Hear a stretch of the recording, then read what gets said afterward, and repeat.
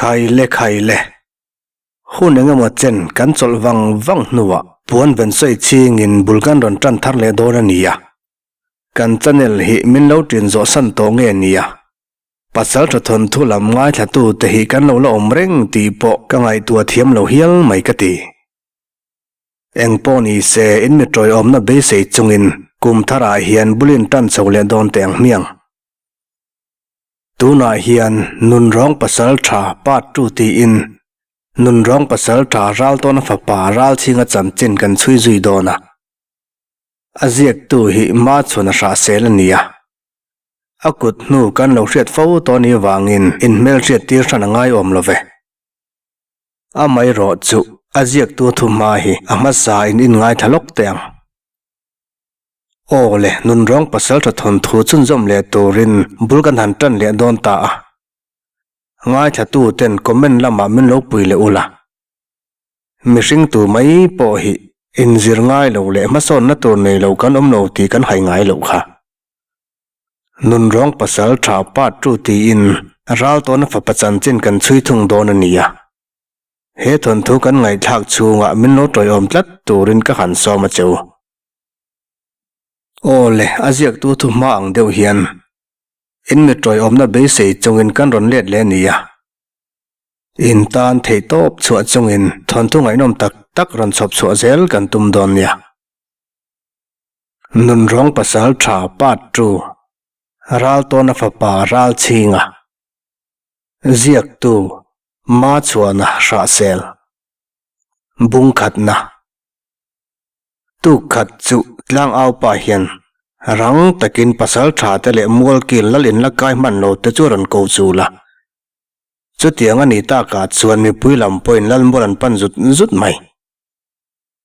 zo tui lal mola mi pui mang ang rut ta kan om thup lai chuan lal ngur khama chuan RALCHHINGA lu theile theilo wa han toi chung hian ka tu pa nang chi hi ka in nga nai ni ye lal na chu mi puilam te nan du angin siam sela nange ro chuan ka u nau te khoi la kai nge turania chuta chuan ka pa le ka nau ru ro la in ka thla nai la ron phum nge turani a han ti sapa RALCHHINGA lain eng mal thiam lu tuk hek lo RALTAWNA le do kula chuan an lal pa thu soi zoi zet chu nai ta kan lo ngai thlave boka RALTAWNA chona ko ta khum ru nge mai chuta mol ki lam ron enin lal ngur khama chuan in laka lom thu ka soye ka kalsan chu hun don ta RALCHHINGA hi ka tu pa ni tin lo reng don nia a han tia lal nu eng ma remang to lo ko chu han la in a han chel wanga chuta pasal tha te pathum le an chung poinu te theu han mel ko le danin meta han ching zui chu a ching len ta lal nu ni se lo thi fel der to boka sai nguri han ta kok rual chuan chim thangi chong vung le ching nengi te poinan ron ta ve nga la pon lama la mi puijinga tang la in trap thomaron chu ngal mur maya khon bolu pa chuan pasal tha te han ko sang vatin hetiang kan ni ta ka chuan kan lal pa le lal nu kuang hi ur nge ni se an tia walu pa tinen ro man nan siam zui ta zo tui lal te kuang ur chung rei taka han zo chuan an ru ro te chu RALTAWNA chun uluk takala in za takin atuam thata mi pui ko sak phungero apa ngai le thelo rei khar mai lalan nei lova lal tur po tunan la soi chok ei lova an lal pa le lal nu ngai na reng an la bang theilo chu tianga an lal te ber molan lem ta ka chuan chung ko then khat chuan an lam nai kho dang bel na rem chang mangin an liam ve nial boka an ni ho liam ta te po an dem om lem love an lal pa ro rel thiam na bela lo lu tan ni miwa wangin an lal pa ber om ta lo chu an chua san ve mai po sol bik lo reng ani zo tui khua hian lal ngur khama hun lai ang hi an phak le kherangem nge ti hiat an ral zui mai zok don ti zong tu hriat po vani su RALTAWNA chuan a FAPA RALCHHINGA chu en wang pain kha lal pani ta na thu ro chia kha re rengang che lal thu ro chia meu zong an thlon tir ngai hau lovania han ti supa RALCHHINGA engte vak la thiam lo pain apa kut lian pui han chel chungin kapa kapu thu min cha chu ka ti hlot ling nge yang a han ti zui ve a ching liangi chuana pasal do tak le FAPA duat em lo in chel ran chu en kar chungin kawa han do tak chewem a han ti ve sapa RALTAWNA han en pa hian NUNRAWNG PASALTHA an ti che ni mai theye ma se ka tan zong in ve lo mani mi te nun hlut lova lak sak thin lalte an nei lak sak thin te mani lal nun pon hlut lova lak sak thin te le mi ba ka khosa a midang di riam thin te aya minun rong an om love han ti zui sap sapin RALTAWNA le RALCHHINGA en ran chung hian an FAPA RALCHHINGA ma khwa tur pona sa taka ngai tu telin ipa ang hinila midik lo la ka ti ngai hau lo la midikero ngai ro puyang cheti in an in atanga lang thei ram hlata ngo cha pui chu han thlir wanga lal FAPA ngur du la mani to ka PASALTHA in tem em midang tu ma ngai thei lo thin sem em le lal FAPA ni na sem em mai enge mo le ka lal FAPA ka ni hi ti thlajen mai chuan apa te u naw thu wala han hrengat chu abe se ai ro pui ni tlat mai le apa en pa chuan kapa in thu wal chu kapome zo tui khuwa mo ka thu hnuaian om khopang an du em du leve mo an lal ka ni khopang kalal na du lova hnol tu chu tu po ni se thi sen mangin ka chingfel mai turani ke chuan lal nia wanga zaidam takama ni mi te chung ro rel zong min lau lovin phiaruk na om du mai zok chu wangin katana poi tu ranga om to phot chu an lu la in sala ma ka khai mi mai don ani chu tiang chon mitam tiangai don hau lova han tia chu ta ngur pel chuan atha ka FAPA ni om reng ni e zo tui lal ngur kham ma hi kan u nau pa zong ani nge mai ma se kan chung ko chet po poi ti lova omania wangin achunga khatiang ang har sat na kha kan thlen chung poin tu ni kan thlenga tu na an thil sual ti ra man sengin ral ko ta po ni lo nan chan ta ti la kan hai love ma se khuwa lu sei chi te jinga PASALTHA mak sak le che dan dang lam ber mai NUNRAWNG PASALTHA omba ka athian PASALTHA ro pui tak panian om ti hi in hai hau turani lova an fin viau chuan fin ve mai tur an na chet viau chuan chet ve mai tur han ti thura ngur du la lain apa en kar pa hian mai maya NUNRAWNG PASALTHA ti ang reng mai mut mo nar mo nei tla ka po ka ngai love an ni wanglai pel tan to tur ke ni chak wanglai la ka engan ni om love a han ti zuya chuta le an tlang wal somli don nen pon phalam panin an liam zui ta hem mai pon phalam lain tlang wal som nga zet an loin bo sai ve mek boka chutiang ani chuan PASALTHA pathum kai hroi tlang wal za don zet te tan zo tui chu kholian ve tak po ni se hlau chian ni hau lova run tura liam man ni don lova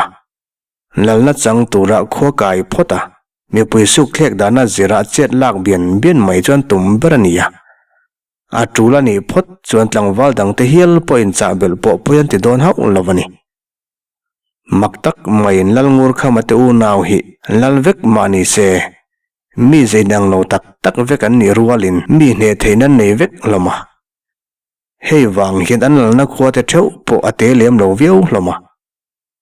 pon pha po hi in za thuma in chalan ni ba ka suar bung po chu tiang to van nia in zali zata in cha zo tui khwa te hi mal khaya zongam don in lang lo ma se tang ho van nor chuan ne lo ngai na omen lan lo wang hian heti taka zir cheng masala warra rel ngam ngal mai hian reng ani zo tui la mani se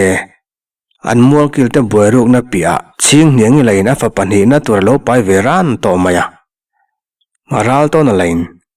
RALCHHINGA kalve thei tan chau la huai sen nangot alo fa PASALTHA ro pui ni torin na kam tina lo thrit mai si chutiang bokin RALCHHINGA ayano pang deu zok PASALTHA ro jing le do kola FAPA te ni se an pa te chuan thudang reng an kam thot ngai bi kha lo mai RALTAWNA chuan RALCHHINGA en kar pain iril ruwa doi turani lova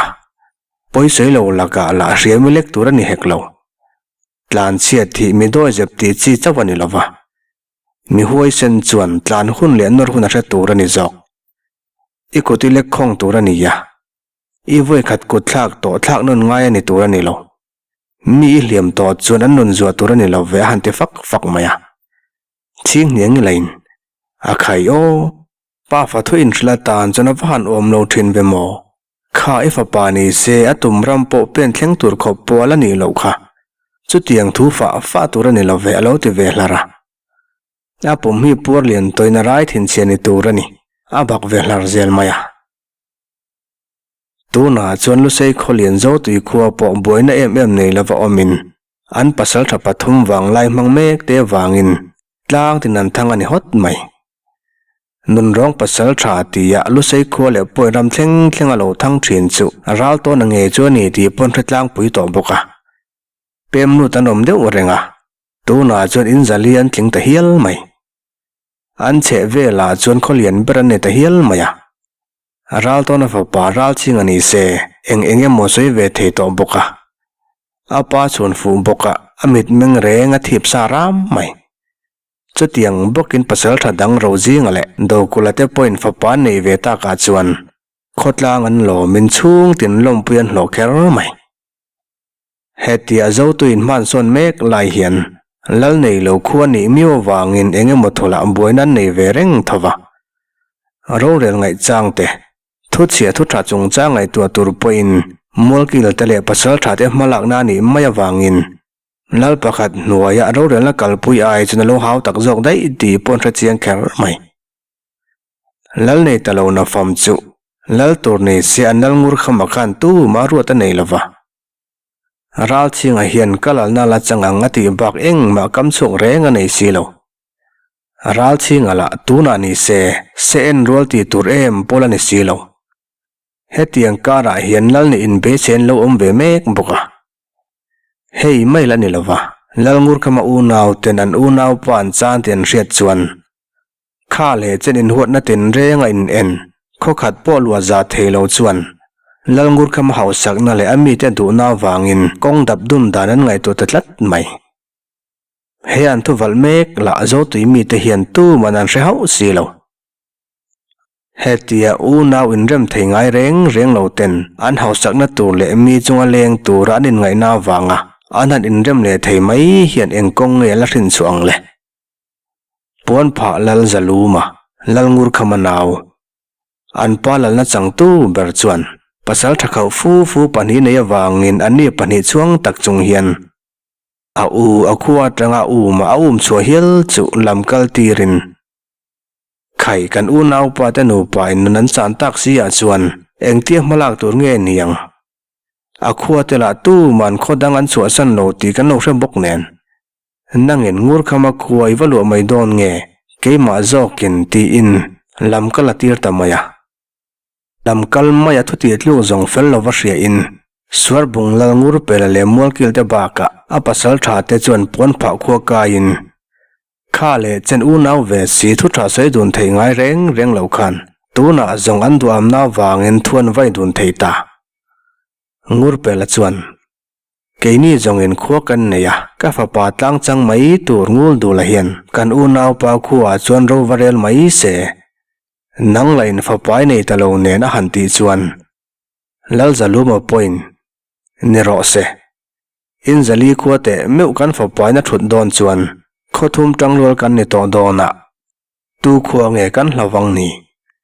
ka pasal thale tlangwal somnga te ne na liam min waching fel te se ati tamaya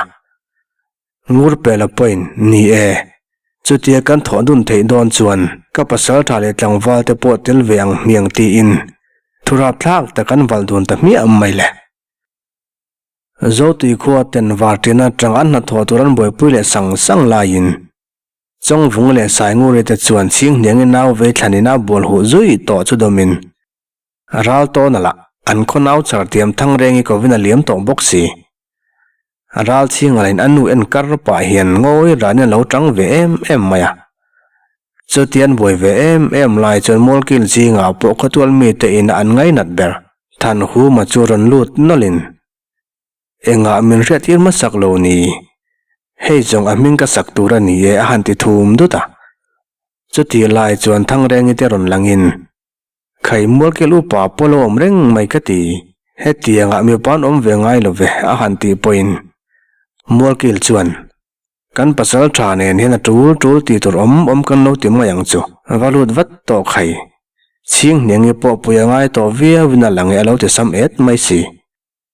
lu sei me chanau ve na muna mol kilan om soi tur om chun po ni zui ta hial ome vanesia min ching nengi point ol samte chon fa han nei ve mai buka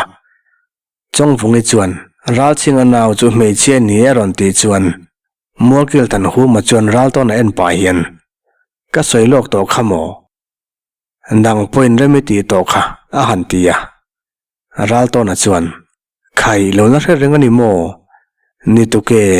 enga patlengin thu kan wal to kan su le mayang ni a han ti lai chuan then om ko veng te po lo kai nak nakin pasal tha ro jing le do kula po khisun sunaron langin mogil than hu ma chuan ole kan pasal tha ten fan han nei le ta boka aming ka han sangal mayange an du emo du levemo ke chuan ka ko dan turan reng to dona lal ming sakna em zonga dal lo ome a han ti te ya RALTAWNA te na lo chong kai te chuan lo en thap lomin molkil than hu mala chuan soi mai ta nge te lo chuan kan pasal tha he nun rong pasal tha ti hialin mi te nan soi thina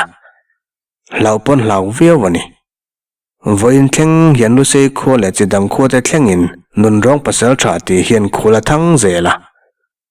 a than hlat po ule than dan sa ting mai si ma se he le chen khotwal khata kanom to a ton dang hi tong ila ke nge point ka ti ve nge turani wangin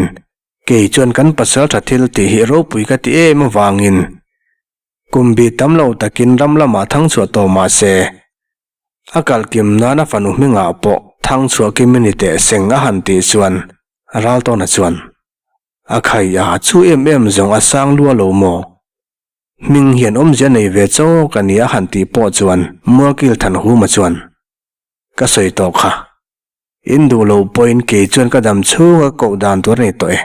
o le ka ti tur ka zaveti na chok ta nul maya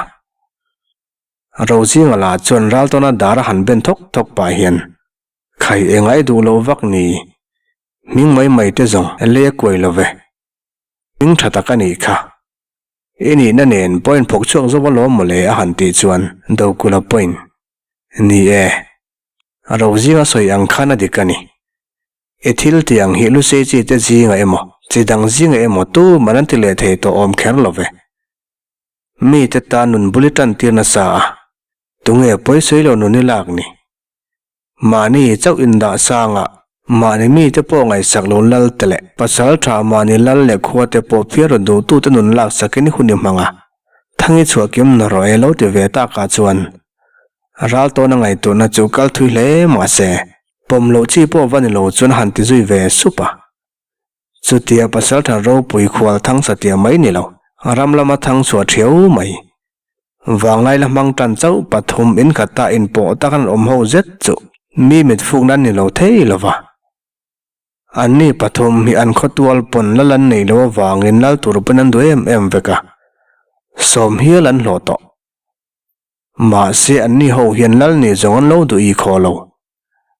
lal nia thu nei takami dang thu han pek vel ai chuan ma nia ti mai zel khan lo ti thin dan ani miawa hetia chung ko pa hialan nia thang chu pa ni to po hian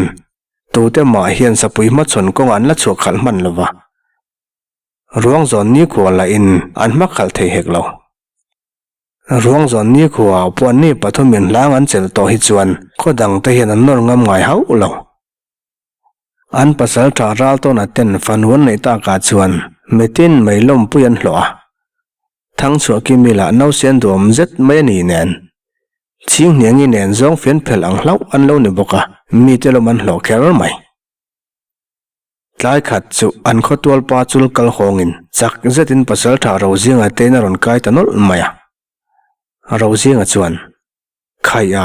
pu khwal do wala ni reng che chuan tlai ya kai ni ron kai tak poi pangte om ta em ni lo ti thua ya khwal do wa chuan kan zau piam boen tlanga me khun sa zet mai ka mutlat mai nia ka han the ngun ve viawa me khu nge ya ni ti chu ka chianga alo bera mi som thum chuang chet tla na me khu ni in ka ria van nai chila ro fel lo ka ria ta wangin ka ron le nal nala hei tu ma mi dang po kala hril lo ve a han ti chuan ani mo hote do kulate ni pan chawat te ang ti in do kulatin han kai chuan pu khwal do va thu soi chu ngai thla zui le in do kula chuan chu zong kan liam wat angai ni chu kan khuan e na in hlat to lo hle nen RALTAWNA po lo han hril chho mai la kan thu lo ngai chang mai ro se anin du le mol kil de lo hril mai se han te zui ta thoi thuaya khwal da va po liam ngalin do kula le lo zinga po an cheng rang punan liam zui ta ngal nal nala aro zinga chuan do kula bemol molin in ka buina kan ma chon lo na po rei ta riau mai ka ti chuti lain pu khwal do va mu hi a soyang khanan tlem lo mel riau mai nen tu te tak niang mole buina kan tok le ang nge kan khuaron kai tur zong ni don le boen tlang ber khiran ron thlangani chuan chin ve fu an ni lo poin chin lo tak zong an ni don ani om chu a han ti khur khura rozing a point ni e kan kum bi jong tam lua lo ma se wang lai po kan chon ral don ve tareng maya RALTAWNA phei chon FAPA ni oi don ni to la ya kan hriam han lek le ngai om mi ka du lo viau vasin mo ma se lu se chi te hi ma ni khole tui ven hem na ko nga kan chaw rau thin e ma hei wang hian chidang la ka po kan ne prutlat zela ama RALTAWNA hian lu che nun phunga ron ti dang lam em mai po ni e i soi tak ang khan boen mol ron pan chatan ni dana kan kon ron bi chiang le ton ni karing jok mai heti ko pa mol dem lo le tan mun tra lo wa chet lak tu man ni ngai chuan tam jok view tan po chen ngai na wak zong kan nei hau lo mai han ti zui ve boka ni e boen mol an ti hi mol dung te ang reng tak sei ve fu si ania adung zonga kai lo phei chuan kal ngai na om te wak lova ka tum nge ru saru ti te tan chuan eng tin mo panga tang po kai thei zong ani te me umai ma se tu tan po khan om chuna kai mai chu tha he lo bak a fin thak zalel zok ngiang maya helai muna om mun lo korma sa tu tan chuan chet thei lo tluk ani bera chuti rualin tu na he molron bo tu te lai hian an riat chen lo wang zo karon kai ni ve boxi pu khwal do van RALTAWNA te na han kai chuan thilom ji han soi zung zunga RALTAWNA chuan RALCHHINGA mel kalpa hian PASALTHA chet la khuna hnaya wa han ang ve kha hlaute khani lo khurang e o mi pa chana ma ton eng turania khurti te chu mi do jep te chan wo ni ngai o mi pa ini angin eng po lo theng sela pa takin le ti in achem tum siam sak lian wak lo chu ala ma han the pheya in fiam nan lo mangla i paro zinga ten liam chuan ka liam zui mayanga ti in pu khwal da wa en pa hian tlang au pa han hriat tir ta mai la tlang wal kho min kholo khar pui te phot sel a that mai ka van ring em ve mole tia in siam zui molin chu ti lai chuan RALCHHINGA no pang sen rual em pola ni phak lo chuan apa in chem tuma siam sak vai kol vel chung hian khai ngong khalo veng ro karon tam do ne han tia boro ka vai zak lai chuan chiang nge chuan atamai mai thinian o pa fa in zirtir na zongai em thin ne alo ti ve hlaka RALTAWNA lain mai maya mi pa fa chu mi pa anga kai hroi tur alo ti bur mai si ain siam zo chuan kaliama nia hlau tur om lovang mi main min ron pan nga mani chuan enga let kan ngam lo bi kang le mi hoi sen zong ni lo maila mani chung te le mi te chan nan enga lu kan uite lu lang ni tia ching niangi om jan nei taka han mel kal zau pa in aliam zui ve tanul nul mai pu khwal da wa po ram kal hong hlem chaw ti point soi lei theilovin muakil than hu ma te na liam zui le ngal zata ani mulkil than hu ma hi zo tui mulkil zinga chuan paron ber le khomi te in nga na berania mi fing zet mai pasal tha te thu ngai chang thiam zet mai ani boka lalngur khama po khan hetianga ni hriat awang a kum phu lo le alam hnai ni hau lo mulkil ta na ruat ani renga heti hun lai vel hian lalte reng hian mani lam hnai de ngut mulkil an ruat deuh zel lain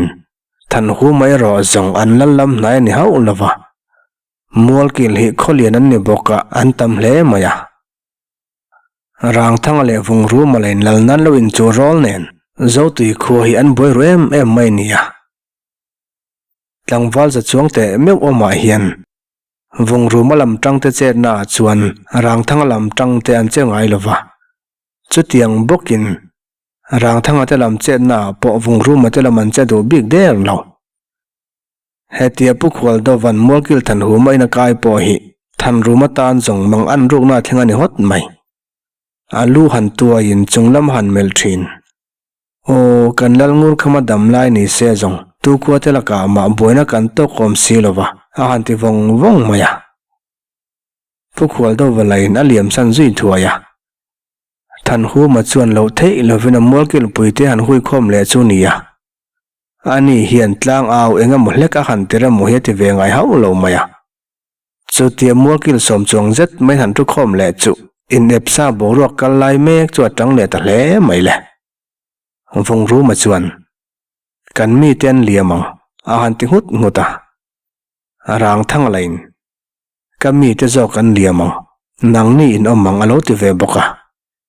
mulkil dang tela lam tang nei san no ni boka an rile ta loi mai mulkil than hu ma chuan ngoi teu in sum ve em ta cheu mole lalna chungchang kan relo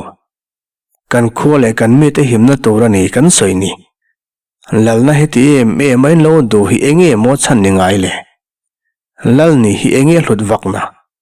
hun le mun te hi don ve te ukhai kan tan ro la ngai ani hi kan vaya chet na tur thleng thei thu kan rela ni ya an te ve ta hlar maya chuta em zong atua te lam ve pon ngoi ta mak mai than hu ma bok chuan thumum han soi teu kan khota na thalo turani em ti pu kan thra big lova alo ni vai chuan kan che chhle thei ania han tia tu te lam ve man tong du ta de lo mai vung ru ma le rang thang an tong du si lo chuan medang tong ma manum si lo than hu ma chuan ole eng ma in se du lovani le apoi ni ong love in duang angin om te ukhai kei chavin katur don bing lei nem ti in lalina chu asan ta mi maya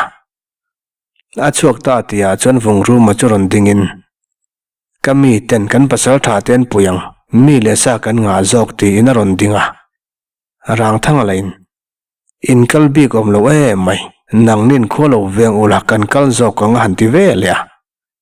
ma sian thuin mu thei chuang si lo a to pa jong ro rel lei thei lo vinan tin le ta nge a hetiang hian voi duai lo thumum nei lo vinan lo om fo to zo tui lu sei khuwa khonum le minglar tham heti taka an cheta mai hi engdang wanga ni lova lalnan in chu wanga ni ya eng boro ngen ma chon don la an re bok si lo RALTAWNA liam zel chon do kulate no chu chui par parin anni do kulale rozinga point an then pan lo ngak pa deuh bok nen bo en tlak hnai an lo ngak lo ni ya RALTAWNA nan bulat thlen chon khwa mani to hial mai RALTAWNA chuan pasal tha nge tlukin hare han ti sapa do kula chuan RALCHHINGA pa mai hi pukhwal dawa thu kan dong ma samia walo ma han ti ve supa rozinga chuan engti malak tur nge ni yang kan pian de wata an me khu kan en khan pukhwal dawa soi ai mayan thanem mel jok le maya han tia RALTAWNA chuan in liam ma sa chu thale mai hei khuwa thim to nen me khu po kalo ngai ven man lovani eng po ni se an be se do kham khara tang hian kan kai mai niang chu khana tanga kai tur chuan zan na ya ba kan po lowang a han ti ta ka chuan ni chet sual zong ol de don ani chuan lo tiliam ve mai boka pasaltha potan thiet nga lusei ko sang lo dai dara pasaltha keikani intihil lu te polo khaya aramlama po thang lo chua sang thol ngul hil lo phun thean ni wangin midang ten kayan tum chin ei lo na tanga kai chu an tum tabur mai le puan pha pasaltha te le swarbung pasaltha te mi somnga zet te point thoman dim lo vin an kam chuak renga ngai nom lo khop mai an chua dona an la le morkil baka an mi undeu te soi ber nunrawng pasaltha ni se aming than na rei to boka an ngai dana pasaltha oi thalam to han ti tlak te vak to lo turan ngai mai si ni e nunrawng pasaltha ti meng hi zong lu sei chi te ji nga mai ni lo chidang ji nga po than na sat e ma wangin ama shelo tan po ani na mi te soi dan hi zong shelo wan lo wa cha ni bera anau pan la ya tanga hiani na hi cher nga tan ya wangin arei po arei ta viu renga anila taka puan phale suar bunglam te tan zong zo tui khon la kai lo baka khodang tlo kol te vakan ni lo boka tuna po zo tu yom na lam zong shema se engtian la nge zo tui ko hi engtian lian nge tunge lal ni ta ti po fin fi masalova mol mang angreng taka ko chok ve to pan ni wangin tunan na boen tlang po hi zo tui ram wala ni le ni lowan thalo chiang kher mai nen thoman dim lo sal kher mai an ho tu pa berngur dula lain lale moin ti ni ber to atlang walte tir katin thua pedeu renga abul nai turmi soma da sang diam bok nen buk po mun ruk zeta sa in pasal tha te lal fa pa omna turan siam bik to la chuan ngur dula ti ti kho changai thlai nan rele ham zela ngur dula chuan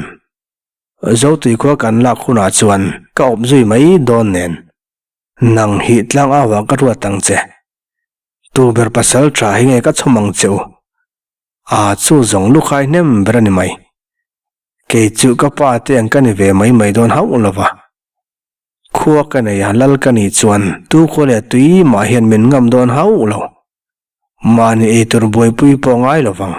khodang tho chu sa ringin kan nungang a han ti ham hama pasal tha pathum an che na mola zong pasal tha ming lian ve fu te po an hoya sangin tu manan tlo khian ring lawani ber mai pasal tha shat loya achal chang deu ber chuan ka minga lian zual don mange nunrawng pasal tha ka han thal huna chuan alu sa lama phoka khai don hau lo tu te mai nan na ti dan ngai lo angin ka salutar na ka banga ngat ani ka tar don ni a han ti pia pa zuan lem nem deu ta bok nen an tong poring sot kher mai ngur do la chuan ka pa te nan soi tak khamo chotia shat luya nunrawng pasal tha bitum hausi chuan a then de pani kha chu soi ngai om lo ve han ti zawa a pasal tha soi cha po zet te chu a bol phon thiam kher mai chu ta ral sa ta chuan a tor hlelom mel zok ani mai ka chan chu chan in sem vek ke felber pasal tha chau hetia kan chok tlang ani chuan han ti khur khura ral sa ta hi apalian ve kher mai boka RALTAWNA hi lu se che te ji nga chuna lian pol takania ral sa da po chu tiang ang bok ani ve tho mai RALTAWNA te pathum po tu na chuan kham hrui hnok le thingzung vel rin chana kai zelin boen tlang an chuang chok nai to hle maya anom na hniam wangin thoman hre to lova meirim pon hre the to hek lo roziang a chuan sang kimi pa hi a ha hle kan hriat tlat chule han ti zawa do kula chuan amai mai che chuan le fapa ka nei ve renga enga ka fanu ming chon min han ko khang lan le nang fanu pola siam theilo han ti deu faka RALTAWNA chuan khai siama tumna sa ni kha he an mela po hai theilo lo ti wata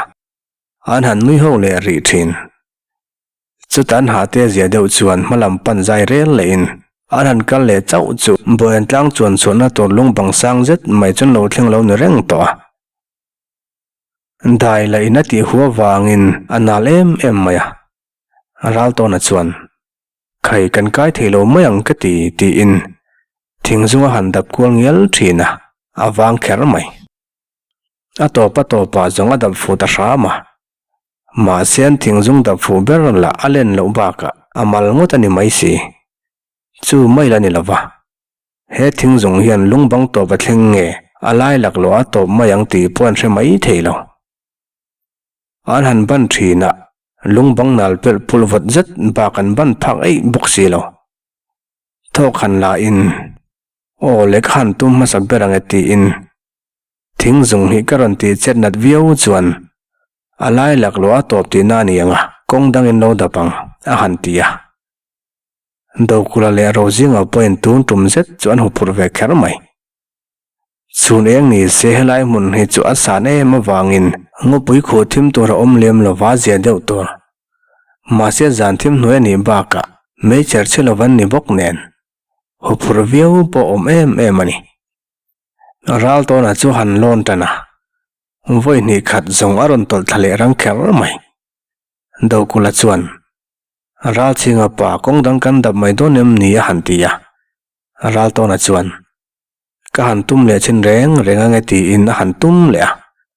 Alon thei ta nge ya ni yang thing zung po che dat zela. Thing zung che re chuan rozinga chuan han bei ve le a. Ani po pam tun lo chau mai. Atuma tum tangang zong alon ve mai boka. RALTAWNA tlang alon chuan khuan masa hun velan hial to ome. Rozinga ron lan ve chuan alo ha dam man le to maya. Do kula hun thenga ma se do kula chuna thiante lon na chuna kai ve thei ta hau lo mai. A thiante panni la khan an lon na lama an no rap nal sa to si nen. Lungbang bo tu thang tui pa ya hamina rap lo thei lo nen. Lungbang ding ut mai chu atinal zolem em mai sia. RALTAWNA chuan khai kan thian pa hi ache sol ta mai nge min ron zom ve thei don ta lo o. Khuala avar harin rin om to lo nen. Engtia mala nge thang han tia. Rozinga tan po soitora wang kher mai. Kalsan ngot an resi. An hun nei nazir boksi lo. Rozinga chuan ka zuk liam thale mai donem ni a han tia. RALTAWNA chuan ngoi te ati chi to hau lovang. Thing zung hi aron chet ei lo wangin kong dang adap ta zo ka nga yila. Khuai min war nan chuan fu don lo riau mai han tia. Ani po hian do kula kalsan zong a hre ve em maya. Zo tu ya kai masak ber tuma a thian masa ber kha do kula hi ni renga. Mei thai FAPA ve bokani baka do kula wang liu lewa tun din mun thleng hi ni na chena om ve boka. Chuti rualin do kula hi ra chiang em a. Lokai thei lo ma se kong dang adap em mang tia ringa ni.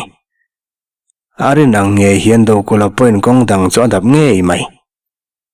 Chuta rozinga le RALTAWNA chuan hriom tiang reng takin boyan tlang chung lam chu panin thuipon kalma chuan bukan hmuta nge mai le. Ko vardon nei to ni na in an be seilo takin buk pakhat tola chuan me lo la alvung thakher maya. Chu mai la ni lova. Tlangwal pasari vel torin an la bian lai mai. Rozinga chuan chet lak mai nge thang an tong kan ngai chang don han tia. RALTAWNA chuan heti zat bu kan sual chuna thalam zong aron kal zong an hau lovang. Atam theyang ber kan tha mai ngai don ani hi. FAPA ni nei nuwa mani mi hring puite lam hoin hriam kan lek le don chu nia. Ma se nge mole kan du wang po ni love. Nangin buk chung pathum hi mala ke in andang pathum ki. An RALTHUM kan lak sak vek nuwa chet kan la don nia a han tia. Chuta chuan le chet la turin an liam dun ta them mai. Khai le bung khat na chu lo top ta. Aziak tu le cher tu ma son na tur in ril ro om te in thlashung hau lovin comment na lama ron tar lang zel ula. Kan phak ang to ka ma son zel turin in tan kan ron be zel done.